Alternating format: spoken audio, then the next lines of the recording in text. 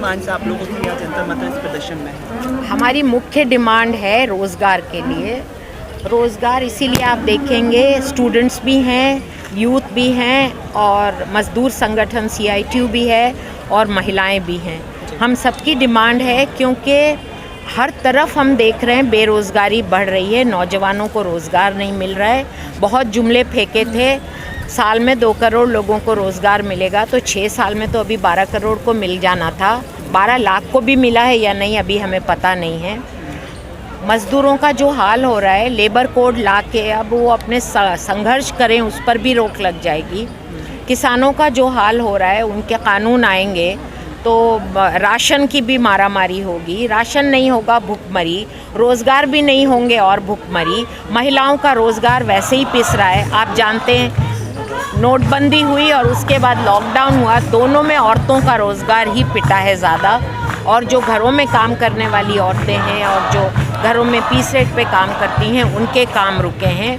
आप देख लीजिए आंगनवाड़ी महिलाएं और OP वो जो स्कीम वर्कर्स और उन सबको आज भी रेगुलर एम्प्लॉई नहीं बोला जाता है, उनको मानदेय दिया जाता है। डोमेस्टिक वर्कर्स और होम बेस्ड वर्कर्स का भी वही हाल है। उनको तो मज़दूर मानने से हमने कितनी मांग की कि अनऑर्गेनाइज सेक्टर में इनको मज़दूर का दर्जा दिया जाए, उनकी सोशल सिक्योरिटी हो, इनका कोई न्यूनतम वेतन तय किया जाए, प्रोविडेंट फंड हो उनके लिए, पेंशन की स्कीम हो, लेकिन उनको अनऑर्गेनाइज सेक्टर में मजदूर का दर्जा ही नहीं देंगे तो ये सारी चीज़ें कहाँ से उनको मिलेंगी। देश भर में युवाओं रोजगार का जो मुद्दा है वो बड़ा मुद्दा होता जा रहा है। सोशल मीडिया से लेके हर जगह ये चीज़ ट्रेंड कर रही है कि रोजगार चाहिए, बेरोजगारों की तादाद लगातार बढ़ रही है। लेकिन भारतीय जनता पार्टी की वेस्ट बंगाल विंग, जो अभी पूरी की पूरी भारतीय जनता पार्टी पश्चिम बंगाल पहुंची है, वो वहाँ जाकर रोजगार देने की बात कर रही है। वो जुमले तो उन्होंने, उनके सबसे बड़े नेता ने 2013 में भी फेंके थे कि हम इस तरह से रोज़गार देंगे। तो आप उनसे यही तो पूछिए ना, ये तो आपको उनसे पूछना है, मुझसे नहीं। उनसे पूछना है कि 6 साल में तुमने 2 करोड़ सालाना देने की बात की, तो 12 करोड़ छोड़ो 12 लाख भी दिए क्या रोज़गार? ये तो उनसे पूछिए ना, वहाँ किस मुंह से वो जा रहे हैं। जब ऑल इंडिया लीडर ने बोला और दे नहीं पाया और उनके ही नेता ने बोल दिया कि ये तो चुनावी जुमले थे, तो वो जुमले फेंकने में माहिर हैं। आज भी चुनावी जुमले फेंक रहे हैं वो।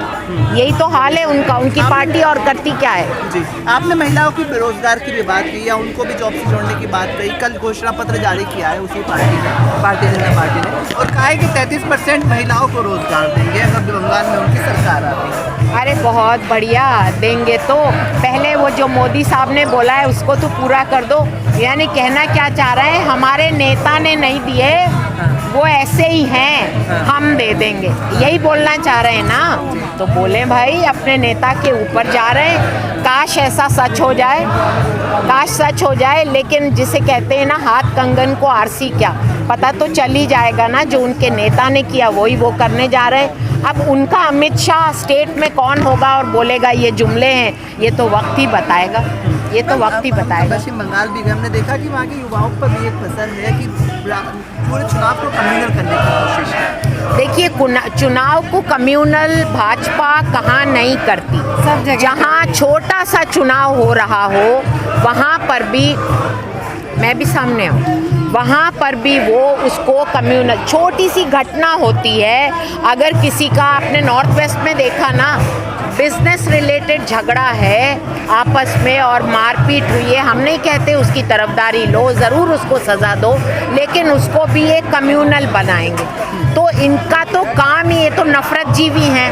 हम आंदोलनकारियों से नफ़रत करते हैं ये, लेकिन ये खुद तो नफ़रत जीवी हैं, नफ़रत के ऊपर अपनी रोटियां सेकते हैं। वो नफ़रत जीवी बता रही हैं आप, वो आपको आंदोलन जीवी बताते हैं। हम आंदोलनकारी हैं, हम आंदोलन की रोटियां नहीं सेकते, ठीक है। वो नफ़रत जीवी हैं, नफ़रत की रोटियां सेकते हैं, नफ़रत का वोट पाने की कोशिश करते हैं, ठीक है ना। रोज़गार पे बोलो ना आशा, ये हमारी सेक्रेटरी भी हैं। आशा बोलो। एक सवाल आपसे पूछेंगे, उत्तराखंड के PM ने अभी कुछ दिन पहले एक बयान दिया था कि जो रिप्ड जींस वाली महिलाएं, बहुत ही निंदनीय घटना है, बहुत ही निंदनीय बात है। संस्कार जींस से कैसे आते उठ जाते हैं भाई? अगर ये वो बता दें, ये उनकी तो बात का कोई लॉजिक नहीं होती। भाजपा वाले जो बोलते हैं कि जीन्स अगर फटी है तो कल्चर ख़राब कैसे हो गया। हमारी जो गॉडेसेस हैं उनके आधे तो कपड़े नहीं होते, लेकिन कल्चर ख़राब तो नहीं कहलाता। मैं तो नहीं कहूँगी, मेरे घर में तो सरस्वती की एक मूर्ति टंगी है। तो इनके लिए अगर अधनंगे होना कल्चर ख़राब होने की निशानी है तो ये अपना कल्चर खुद दिखा रहे हैं। औरतें क्या पहने ये तय करेंगे। हम कह रहे हैं औरतों की स्वायत्तता पर हमें हमला मंजूर नहीं है। आपने कहा हमला मंजूर नहीं है, वो एक जगह जहाँ संस्कार की बात करते हैं, दूसरे बयान में कहते हैं कि ज़्यादा से ज़्यादा बच्चे पैदा करने की बात आती है। अरे अब यार उनकी बातों को आप किस हद तक मतलब लगाम नहीं दे सकते उनको, इसलिए उनको बोलने दीजिए।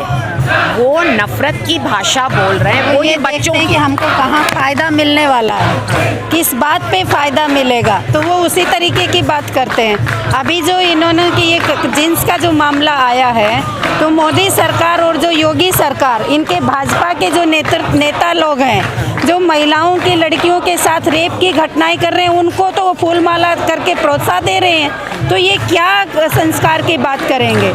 तो हम तो इस तरीके के इनकी जो इतने घटिया जिस तरीके से रावत जी ने बोला है, उसको हम अपने संगठन की तरफ से कड़ी निंदा की थी और इस तरीके का हम बिल्कुल बर्दाश्त नहीं करने वाले हैं। एक ग्रेजुएट लड़का रहता है मेरे सामने वाली खिड़की में। एक ग्रेजुएट लड़का रहता है नौकरी की तलाश में, वो दिन भर कुछ मारा फिरता है मेरे सामने वाली खिड़की में। एक ग्रेजुएट लड़का रहता है।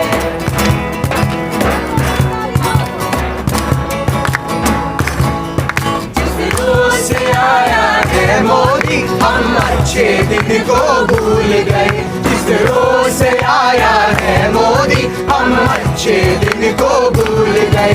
पेट थाम के ऐसे बैठे हैं, कुछ खाना पीना भूल गए। पेट थाम के ऐसे बैठे हैं, कुछ खाना पीना भूल गए। अब 8 पहर इन आंखों में काम का टुकड़ा रहता है मेरे सामने वाली खिड़की में। एक ग्रेजुएट लड़का रहता है।